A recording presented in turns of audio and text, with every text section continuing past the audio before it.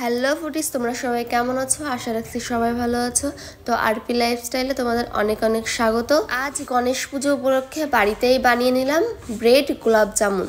ভিডিওটি স্কিপ না করে দেখতে থাকুন, আপনারাও সহজে বাড়িতে বানিয়ে ফেলতে পারবেন। আমি এখানে 4টে ব্রেড নিয়ে নিয়েছি। তারপর আমি সেগুলোকে ভালো করে স্ম্যাশ করে নিয়ে এর মধ্যে আমি অল্প দুধ দিয়ে একটা ডো বানিয়ে নেব। ডো বানানোর পর এর মধ্যে আমি 1 চামচ গুঁড়ো দুধ মিশিয়ে নিয়েছি। তারপর এগুলোকে ভালো করে মেখে গোল গোল শেপ দিয়ে নেব।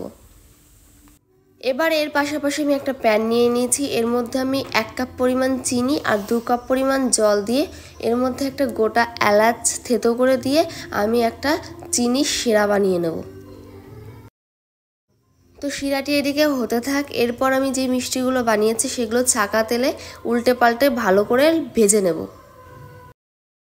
তো আমরা ততক্ষণ পর্যন্তই ভাজতে থাকবো যতক্ষণ পর্যন্ত এটি একটা ব্রাউন কালার না আসছে। তো দেখতেই পাচ্ছেন আমার মিষ্টির কালার একদম পারফেক্ট কালারে চলে এসেছে। এবার আমি যে শিরাটা বানিয়ে নিয়েছি সেখানে আমি আস্তে আস্তে মিষ্টিগুলো একে একে ছেড়ে দেব। এবার আমি মিষ্টিগুলোকে হাই ফ্লেমে 15 মিনিটের জন্য জাল করতে ছেড়ে দেবো। এখানে আমার মিষ্টি রেডি। এরপর আমি একটা পাত্রে তুলে নিয়ে মিষ্টির রসটিকে পুরোপুরি ঢেলে দিয়ে 15 থেকে 20 মিনিট ঢেকে রাখলে আমাদের মিষ্টি রেডি। তো ভিডিওটি কেমন লেগেছে অবশ্যই কমেন্টের মাধ্যমে জানিয়ে যাবেন।